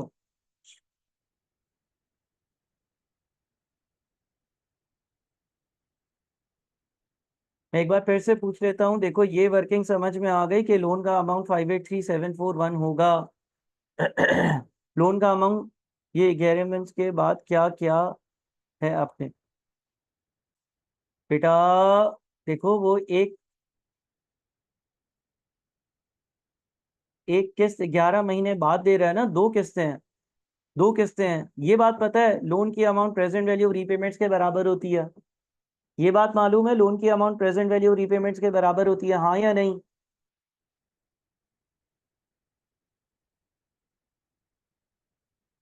फिर लोन की अमाउंट निकाली हमने, लोन की अमाउंट ऐसे निकाली कि ये जो लोन की अमाउंट थी उसमें एक किस्त मुझे 3 महीने बाद देनी थी और एक किस्त मुझे 7 महीने बाद देनी थी। इन दोनों को डिस्काउंट किया तो लोन की अमाउंट आ गई। अब यहाँ तक तो कोई बहस नहीं है। इसके बाद इसने बोला कि भाई ये ऐसा नहीं करते हम, इंग्लिश को समझो। उसने बोला कि पहले ये फैसला हुआ कि तुम ये जो लोन लेकर जा रहे हो 583741 का, तुम 3 महीने बाद 2 लाख और 7 महीने बाद 4 लाख रुपए देना और ये लोन वापस हो जाएगा। लेकिन फिर इन्होंने ऐसा बोला कि चलो छोड़ो, ऐसा नहीं करते, आज ये मंथ जीरो पर ही है। इन्होंने बोला इसके बदले ये लोन लौटाने के लिए तुम कुछ पैसे मुझे 5वें महीने के आखिर में दे देना और कुछ महीने 11वें महीने के आखिर में दे देना। तो अब लोन अमाउंट पता चल गई है आपको, और लोन की amount present value of repayments के बराबर होती है, और आपको रीपेमेंट्स ढूंढनी थी। रीपेमेंट्स दो होंगी, एक एक्स की रीपेमेंट है 5 महीनों बाद और एक एक्स की रीपेमेंट है 11 महीनों बाद। ये जो दो रीपेमेंट्स है 5वें और 11वें महीने पर, इन दोनों की डिस्काउंटेड वैल्यू भी लोन के बराबर होगी। इससे हमने ये निकाल लिया है कि कितनी लोन की वैल्यू बनेगी। अच्छा यार, कितने लोगों को समझ में आ गया है? 12 लोग ऑनलाइन है, कितने लोगों को समझ में आ गया है?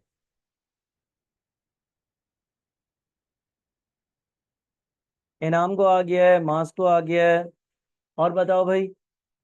अमान को भी समझ में आ गया है, बिलाल को भी क्लियर है, करण को भी क्लियर है, अहमद रजा को भी क्लियर है, इब्राहिम को भी क्लियर है, सिद्रा को भी क्लियर है, कशिफ को भी क्लियर है। नोमान बेटा, तुम एक बार दोबारा से इस सवाल की रिकॉर्डिंग देख लेना, क्योंकि पूरी क्लास का टाइम जो है वो ज़ाया हो रहा है। सही है? काइंडली पहली चीज़ ये करना कि जितनी क्लासेस हो रही हैं उसको देखो, पिछली क्लासेस के लेक्चर्स में ये बात कवर हुई भी है। सिर्फ और सिर्फ मुझे क्वेश्चन सॉल्व करवाना था और काफ़ी देर से सॉल्व हो चुका है। तुम कौन सी अमाउंट पूछ रहे हो वो भी मुझसे पूछना नहीं, मतलब पूछ नहीं सक रहे हो। खैर मैं आगे बढ़ता हूँ, चलो अब अगला क्या है। Mr. Imtiaz owes 10,000 due in 2 months, 24,000 due in 6 months, and 6,000 due in 8 months. In how many months he should make a single payment of 40,000 to discharge the three debts if interest rate is 6%? अब देखो, again हम loan की amount ढूंढ लेते हैं पहले।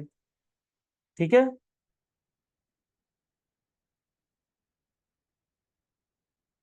भाई यार, ये कैसा बच्चा कैसा है ये? अच्छा, चलो खैर। देखो, सबसे पहले हम लोन की अमाउंट ढूंढते हैं। नहीं, वो प्राइवेट में ऐसे मैसेज कर रहा है। अच्छा यार, डायरेक्ट मैसेज कोई भी ना करा करो, डायरेक्ट मैसेज कोई भी ना करा करो। ठीक है ना? वरना मैं क्या करूंगा, ये इस तरह से लिया स्क्रीनशॉट और इस तरह से मैंने यहाँ पेस्ट कर दिया। ये आया भाई इनका मैसेज। ठीक है जी। अच्छा, क्लास हो रही है ना, तो इस क्लास को ऐसे समझो कि सबकी क्लास है और सब एक दूसरे की बात सुन रहे हैं, पढ़ रहे हैं। सही है भाई? चलो। लोन की अमाउंट कैसे आएगी? लोन की अमाउंट प्रेजेंट वैल्यू रीपेमेंट्स के बराबर होगी। 10,000 डिवाइडेड बाई 1+6%। 1+6%, 2 महीने बाद देने थे ना, तो पावर क्या आएगी? 2/12। अच्छा, 2/12 कितना होता है? 0.1667 होता है, प्लस आगे क्या होगा, 24,000 डिवाइडेड बाई 1+6% पावर 6/12 यानी कि 0.5 प्लस 6,000 डिवाइडेड बाई 1+6% पावर 8/12, 8/12 कितना होता है, 0.67।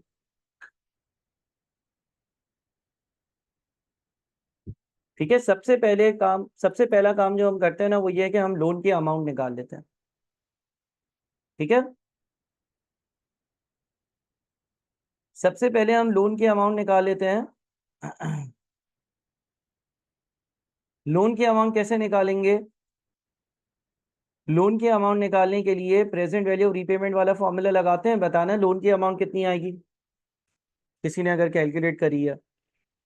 लोन की अमाउंट कैसे आती है, लोन की अमाउंट जो होती है वो प्रेजेंट वैल्यू ऑफ रीपेमेंट्स होती है। लोन की अमाउंट निकालो,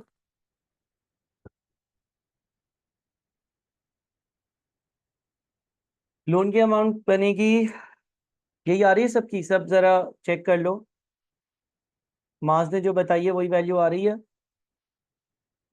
10,000 डिवाइडेड बाई 1.06 की पावर 0.1667 प्लस 24,000 डिवाइडेड बाई 1.06 की पावर 0.5 प्लस 6,000 डिवाइडेड बाई 1.06 की पावर 0.667, 38,985, 38,985.47, यही आ रही है लोन की अमाउंट।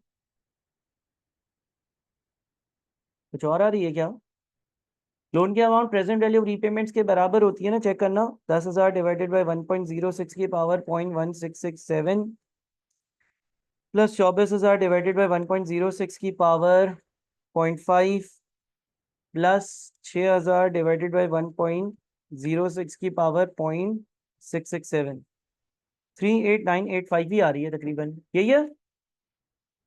ठीक है, कैसे आई लोन की अमाउंट, लोन की amount present value of repayments के बराबर होती है, लोन की amount present value of repayments के बराबर होती है।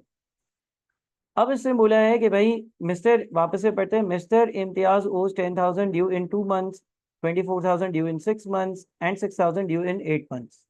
ये पैसे थे, तो इसका मतलब ये लोन था और ये इस तरह से वापस करा जा रहा था। In how many months he should make a single payment of 40,000 to discharge the present debts if interest rate is 6%। अब ये बंदा ये सोच रहा है कि यार मैं 10,000 जो 2 महीने बाद और फिर 24,000 6 महीने बाद और 8 महीनों बाद 6,000 यानी कि 3 अलग अलग किस्तें दे रहा था, अगर मैं सारा लोन एक ही किस्त से वापस कर दूं और वो किस्त 40,000 की हो तो मुझे कब पैसे पे करने होंगे।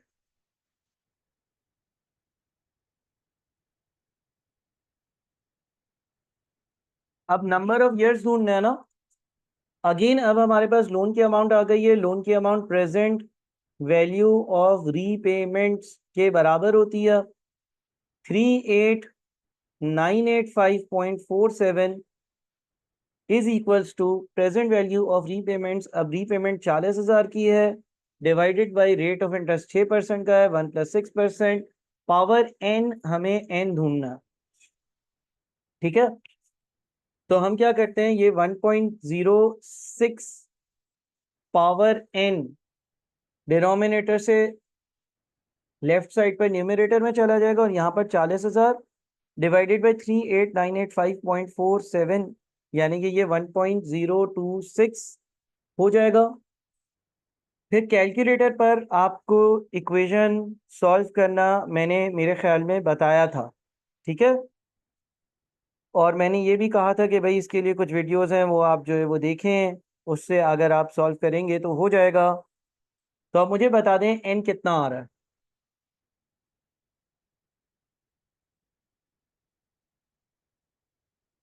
एन आ रहा है 0.44, कोई और भी कंफर्म करेगा। अच्छा, एन अगर 0.44 आ रहा है तो इसका मतलब ये 0.44 ईयर्स है ना, ईयर्स को मंथ्स में कन्वर्ट करने के लिए 12 से मल्टीप्लाई करेंगे। 0.44 इंटू 12 क्या बनता है? 5.28 मंथ्स बनता है। 5.28 मंथ्स का मतलब 5 मंथ्स तो पूरे हो गए। अच्छा, फिर मंथ्स को डेज में कन्वर्ट करने के लिए 0.28 को 30 से मल्टीप्लाई करेंगे, तो तकरीबन 8.4 डेज बन रहा है, या तकरीबन 9 डेज बन रहा है। तो 5 मंथ्स एंड 9 डेज इसका फाइनल आंसर होगा। 5 मंथ्स एंड 9 डेज इसका फाइनल आंसर होगा। ठीक है, आगे बढ़ूं?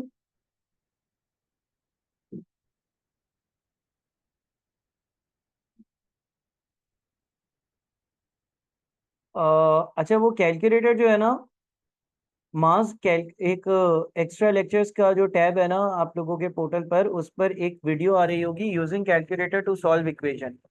Using calculator to solve equation के नाम से एक वीडियो आ रही होगी, उस वीडियो को देख लो। सही है।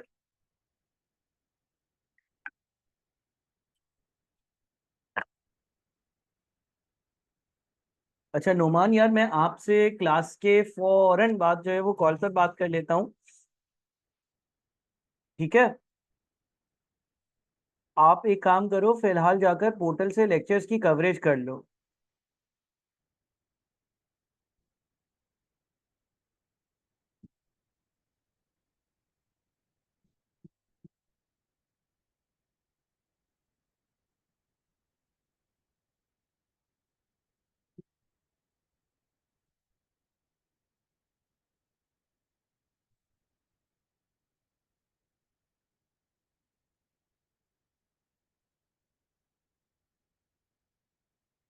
अच्छा, एन की वैल्यू देखो 0.44 आ गई हमारे पास।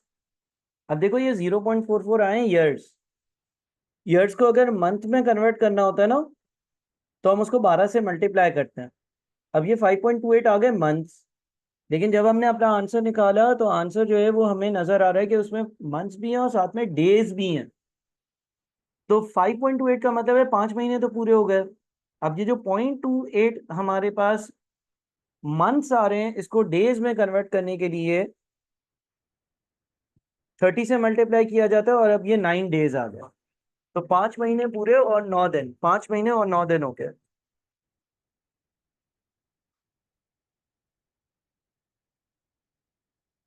ठीक है।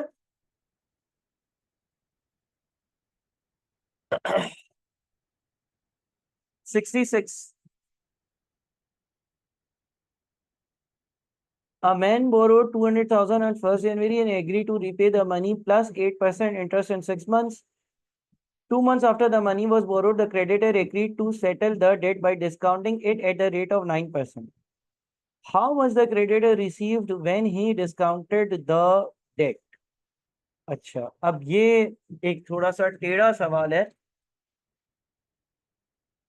अगेन यहाँ पर आपके पास सबसे पहला तो मसला यही है कि कंपाउंड इंटरेस्ट अप्लाई होगा या सिंपल इंटरेस्ट। पेपर्स में आप हमेशा कंपाउंड इंटरेस्ट पहले अप्लाई करोगे, फिर उस सवाल को सिंपल इंटरेस्ट से सॉल्व करोगे। सही है ना? मैं 1 मिनट जरा इसको कैलकुलेटर पे सॉल्व कर लेता हूँ कंपाउंड इंटरेस्ट से, ताकि फिर मैं समझाऊं तो मुझे 2 बार सॉल्व ना करना पड़े। मैन बोरो 200,000, हम कहते हैं agree to repay the money plus 1.08 की power 5, 2 months after the money was borrowed।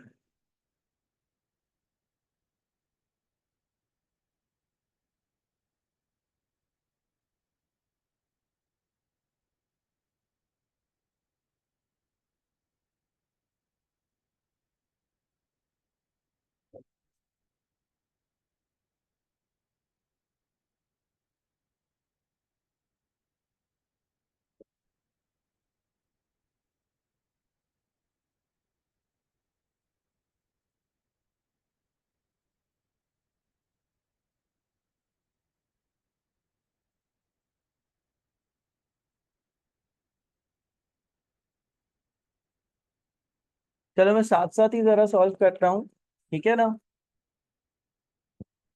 सबसे पहले देखो, हम दोनों तरह से सॉल्व कर लेते हैं 66 को। कंपाउंड इंटरेस्ट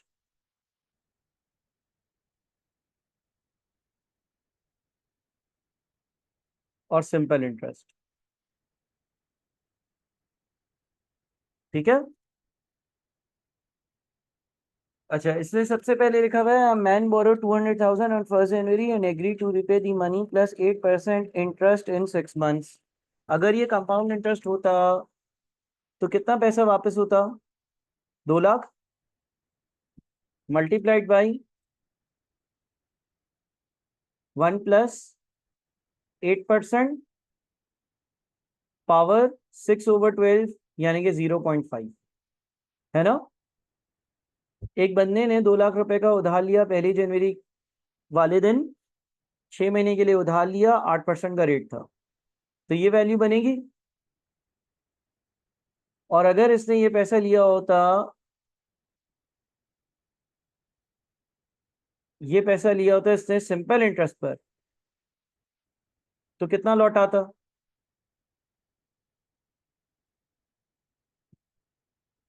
ये लौट आता।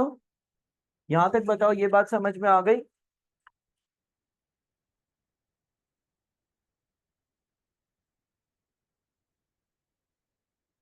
ये बात समझ में आई?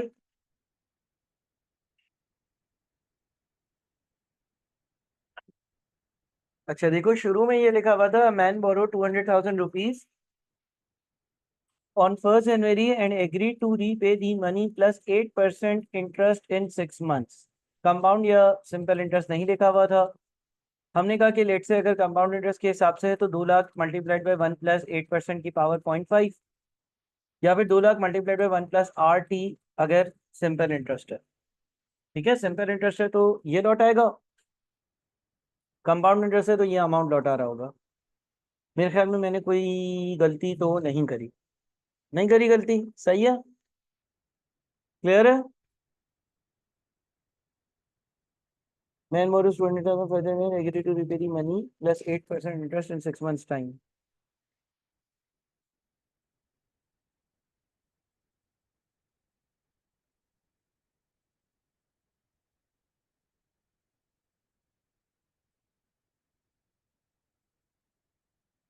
सही है जी। ये अमाउंट अमाउंट, हाँ यही मैं सोच रहा था, यही मैं सोच रहा था, इसीलिए मैं देख रहा था कि कोई गलती तो नहीं है, वैसे नजर नहीं आ रही है। ओ सही है ना, 6 महीने पर एनम सही है। चलो खैर देखते हैं इसको। ये प्रोबेबली इसलिए डिफरेंट आ रही है क्योंकि उसकी कंपाउंडिंग 6 मंथली होनी चाहिए, या कोई चीज कोई इंफॉर्मेशन मिसिंग होगी। 8% का मतलब ये कि साल के आखिर में कंपाउंडिंग होगी। यहाँ पर कुछ क्लैरिटी होनी चाहिए, क्लैरिटी इस तरह की होनी चाहिए कि ये जो 8% का रेट है, अगर ये सिंपल के बजाय कंपाउंड इंटरेस्ट में अप्लाई होगा तो किस तरह से अप्लाई होगा। यानी कि देखो, 8% अगर हम बोलते हैं कंपाउंडेड एनुअली है तो साल के एंड में कंपाउंडिंग होनी चाहिए, 6 महीने के एंड में तो इंटरेस्ट ऐड भी नहीं होना चाहिए, तो कोई बात तो है। चलो खैर छोड़ो इसको। अब देखो यहाँ पर जो अगली चीज लिखी हुई आ रही है ना, वो लिखी हुई आ रही है 2 months after the money was borrowed. लेट से आज मंथ 0 है, पैसे ओरिजिनली पैसे आज बोरो करे और रिटर्न कब करने थे? Month 1, month 2, month 3, month 4, month 5, month 6, यहां पर रिटर्न करने थे, है ना। अब जब आपको कोई कंपनी कोई बैंक उधार देता है ना, तो वो ये सोचकर बैठा हुआ होता है कि मुझे इस पैसों पर 6 महीने का इंटरेस्ट आएगा। लेकिन कभी कभार ऐसा होता है कि दूसरे महीने के आखिर में लेट से इस बंदे के पास पैसे जमा हो गए। ठीक है, दूसरे महीने के, हाँ मैं भी यही सोच रहा था अमान, लेकिन कंपाउंडेड 6 मंथ वो पर एनम वगैरह या क्वार्टरली यहाँ पे लिखा नहीं है, तो मैंने इसलिए चलो छोड़ दिया। अभी इसको डिस्कस करते हैं, देखते हैं। मंथ 0 पर पैसे बोरो करे, मंथ नंबर 6 पर पैसे वापस करने थे, रिटर्न करने थे। मंथ नंबर 2 यानी कि जो दूसरा महीना है, उस दूसरे महीने पर क्या हुआ? दूसरे महीने पर इस बंदे ने बोला भाई मेरे पास पैसे आ गए और मैं आपको पैसे वापस करना चाहता हूँ। अब ये जो बात लिखी हुई है, 2 months after the money was borrowed the creditor agree to settle the debt by discounting it at the rate of 9%। इसका मतलब ये होता है कि क्रेडिटर ने बोला ठीक है तुम पैसे वापस कर दो, लेकिन जितने तुम्हें वापस करने थे, अगर हम कंपाउंड इंटरेस्ट के हिसाब से जाते हैं तो ये वाला अमाउंट सिंपल इंटरेस्ट के हिसाब से जाते हैं तो ये वाला अमाउंट, तो वो कह रहे हैं कि जितने पैसे वापस करने थे ना उसकी डिस्काउंटिंग होगी 9% के हिसाब से, और जो अमाउंट बनेगा ना वो तो मुझे वापस करना। बात समझ रहे हो? देखो पहले तो लोन लिया, लोन से हमने ये कैलकुलेट किया कि जब वापस करने थे तो कितने बनते हैं भाई, या तो ये या तो ये। अलबत्ता इन दोनों के बीच में एक अंडरस्टैंडिंग हो गई कि चलो सही है 2 महीने के आखिर में तुम सेटल कर दो, लेकिन उसके लिए जो अमाउंट बनेगी उसको हम 9% से डिस्काउंट करेंगे, और फिर 9% से डिस्काउंट कर कर फिर जो वैल्यू सामने आएगी वो वैल्यू आप हमें वापस लौटा देना। तो अब हम एक काम करते हैं कि अगर लेट से ये वाला केस हो 2,08,000 वाला, तो 2,08,000 डिवाइडेड बाई 1 + 9%, इन दोनों के बीच में 4 महीने, 4/12, 1/1 + 9%, 4/12, 201,947। क्या ये आंसर आ रहा है कोई? 201,947 सी, 66 का सी ही आंसर है। और अगर कंपाउंड इंटरेस्ट के हिसाब से चल रहे होते तो हम कर रहे होते ये अमाउंट डिवाइडेड बाई 1 + 9% पावर 4/12। ठीक है, दोनों आंसर मोरलेस सेम ही है, और दोनों आंसर जो हैं वो सी के आसपास ही हैं। अब बताओ ये कितने लोगों को समझ आया और कितने लोगों को समझ नहीं आया? बात समझ में आई? उसके क्रेडिटर ने बोला जो तुम रिटर्न करे थे वहां का जो अमाउंट बनता है उसको 9% से डिस्काउंट कर दूसरे महीने पे ले आओ, जो अमाउंट बनता है वो मुझे दे दो।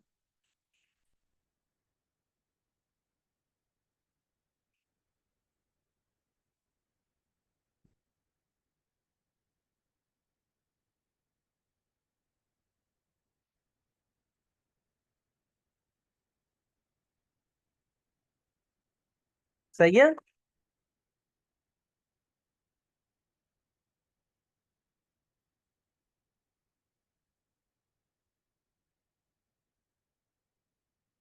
ठीक है भाई, तो ये यहाँ पर सिनेरियो क्रिएट हो रहा। 67 इतने हैं भाई, बहुत है। चलो हम करते हैं, 3-4 और करते हैं। 67 है, mister x invested 10,000 in bank at 8% interest and 15,000 in bank B carrying interest at X%. If the interest for first year is 2,150, the investment in scheme B carries rate of interest. अच्छा, अब हम दोनों के पास हमारे पास जो total interest आ रहा है वो 2,150 है। बैंक ए का इंटरेस्ट कितना होगा भाई? अगर हम बैंक ए का इंटरेस्ट देखते हैं तो बैंक ए का इंटरेस्ट होगा 10,000 इंटू 8%, है ना? 10,000 इंटू 8% कितना बनता है? 800 बनता है। अच्छा, टोटल इंटरेस्ट अगर 2150 है तो इसका मतलब ये ए वाला हो गया। बी वाला कितना होगा? बी वाला होगा 2150 माइनस 800, 1350 होगा। 15,000 पर 1350, 15,000 पर 1350 कितना परसेंट हुआ? 1350 डिवाइडेड बाई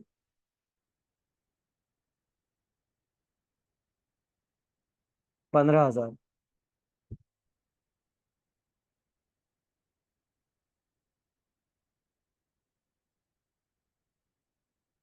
9%।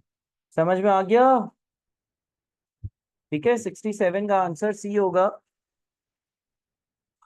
जो इंटरेस्ट बैंक बी से मिला है उसका रेट देख लिया हमने।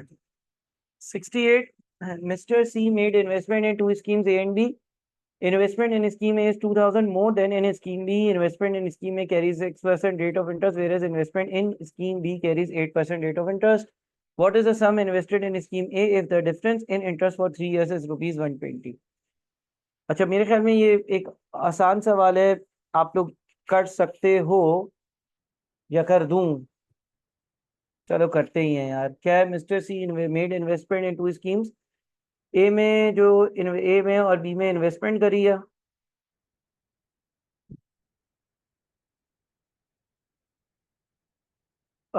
Investment in A is 2,000 more than in scheme B. इसमें एक्स रुपीज इन्वेस्ट कर रहे हैं तो इसमें एक्स प्लस 2,000 इन्वेस्ट कर रहे हैं। Investment in scheme carry 6% interest rate, where as B investment carries 8% rate. what is the sum invested in AA? The difference in interest rate for 3 years is 120. अगर मैं सिंपल इंटरेस्ट से कर लूं, तो x plus 2000 multiplied by 6% multiplied by 3 minus x into 8% into 3 is equal to 120। कितना बनेगा ये? 2000 का 6% लेकर 3 से मल्टीप्लाई करते हैं, 360 बनता है। उधर जाकर माइनस होगा, 120 माइनस ये 240 उधर रह जाएगा, और 0.06 into 3 plus 0.08 into 3, 240 divide by answer 570। एक मिनट, P into R into T है और P into R into T है। 0.06 into 3 0.18x plus 2000 into 6% into 3 360 minus 0.08 into 3 यानी कि 0.24x इज इक्वल टू 120। अच्छा जी, 0.18 माइनस 0.24, ये minus 0.06x is equal to minus 240 minus 0.06x equals minus 240।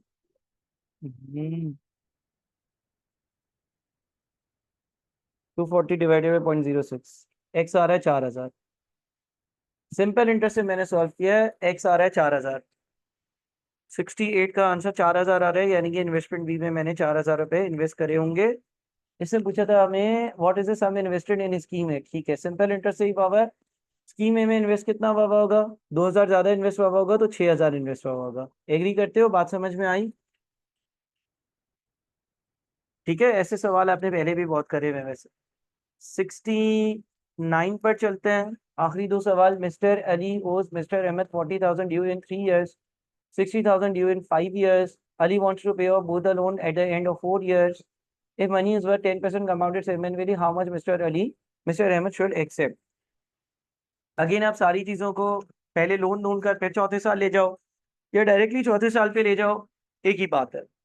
ठीक है, again वही रिस्ट्रक्चरिंग ऑफ लोन वाला concept है। पहले चलो लोन की अमाउंट ढूंढ लेते हैं। Loan is equal to present value of repayments. इसके हिसाब से 40,000 divided by 1 plus 10% upon 2 power 6 plus 60,000 divided by 1 plus 10% divided by 2 power 10। इसलिए क्योंकि कंपाउंडेड सेमी एनुअली है। 40,000 डिवाइडेड बाई 1.05 की पावर 6 प्लस 60,000 डिवाइडेड बाई 1.05 की पावर 10, ये आ रहा है 666,686,83.41। लोन की अमाउंट आ गई। अब ये बोल रहे कि मैं चौथे साल के आखिर में वापस करूंगा, तो लोन की अमाउंट यानी कि 666,683 is equal to x divided by 1 plus 10% divided by 2 power 8 है ना। तो 1.05 की पावर 8 और 666,683 मल्टीप्लाइड बाय आंसर 98521, 98521 या 522, 98522। क्लियर है भाई? 69 का ये आंसर होगा। 70 आखिरी सवाल है भाई। 70 के बाद अब नहीं करते हम, ये डिलीट कर दूं पहले, तसल्ली हो जाए। हम करेंगे लेकिन अभी नहीं, अगली क्लासेस में। ठीक है जी। 70, Mr. Akbar invested 10,000 for which he will receive interest at the rate of 6% compounded semi-annually for the first 5 years and 8% compounded quarterly for the next 4 years. What amount will he receive at the end of 9th year? Mr. Akbar ने 10,000 रुपए invest करे। Mister Akbar ने 10,000 रुपए जो invest करे वो इसने करे 6% के हिसाब से कंपाउंडेड सेमी एनुअली पहले 5 सालों के लिए। 1 + 6% डिवाइडेड बाई 2 पावर 10, है ना। पहले 5 सालों के लिए ये हुआ। तो पहले 5 सालों के लिए अगर ये हुआ तो पहले 5 साल बाद ये अमाउंट कितनी बन गई? 13439.16। उसके बाद यही वाले पैसे फर्दर आगे भी इन्वेस्ट हुए हैं 13439.16, और अब ये इन्वेस्ट हुए 1 + 8% कंपाउंडेड क्वार्टरली 4 से डिवाइड, और पावर में भी आपके पास 4 4 16 आएगा।